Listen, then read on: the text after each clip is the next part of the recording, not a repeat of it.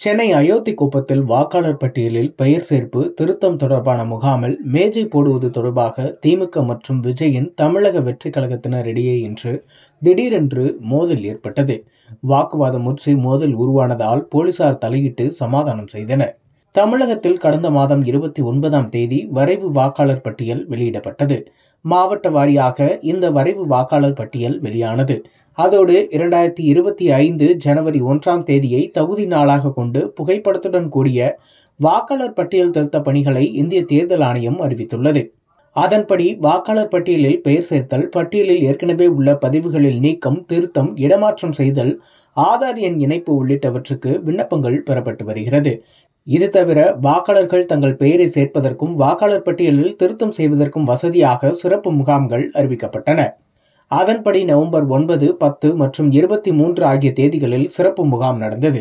கடைசி நாளான இன்றும் மாநிலம் முழுவதும் வாக்குச்சாவடி அமைவிடங்களில் சிறப்பு முகாம்கள் நடந்து வருகின்றன. அதன்படி சென்னை அயோத்திக்குப்பத்தில் உள்ள லேடி வெலிங்டன் பள்ளியில் இன்று சிறப்பு முகாம் தொடங்கியது. இந்த சிறப்பு முகாமை தொடர்ந்து பள்ளியின் எதிரே நடிகர் விஜயின் தமிழக வெற்றி கழகத்தினர் மேஜை அமைத்து பணிகளை தொடங்கினர். இதற்கு திமுகவினர் சிலர் எதிர்ப்பு தெரிவித்துள்ளனர். அதாவது தமிழக வெற்றி கழகத்தினர் கட்சி கொடியுடன் அமைத்திருந்த மேஜைக்கு எதிர்ப்பு தெரிவித்தனர். அதோடு மேஜையை அங்கிருந்து அகற்றும்படி கூறியுள்ளதாகவும் கூறப்படுகிறது. இதற்கு தமிழக வெற்றி கழகத்தினர் கடும் எதிர்ப்பு தெரிவித்தனர். இதனால் இருதரப்புக்கும் இடையே வாக்குவாதம் ஏற்பட்டது. இந்த வாக்குவாதம் முற்றவை கைகலப்பாகவும் மாறியுள்ளது. இருதரப்பினரும் ஒருவரை ஒருவர் தள்ளியுள்ளனர்.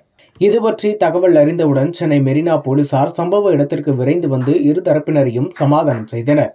அப்போது இருதரப்பினருக்கும் இடையே வாக்குவாதமும் ஏற்பட்டது. இருப்பினும் போலீசார் இருதரப்பினரையும் பேசி சமாதானம் செய்தனர். இந்த சம்பவம் அயோத்திக்குப்பம் லேடி வெலிங்டன் பள்ளியில் இன்று பரபரப்பை ஏற்படுத்தியுள்ளது.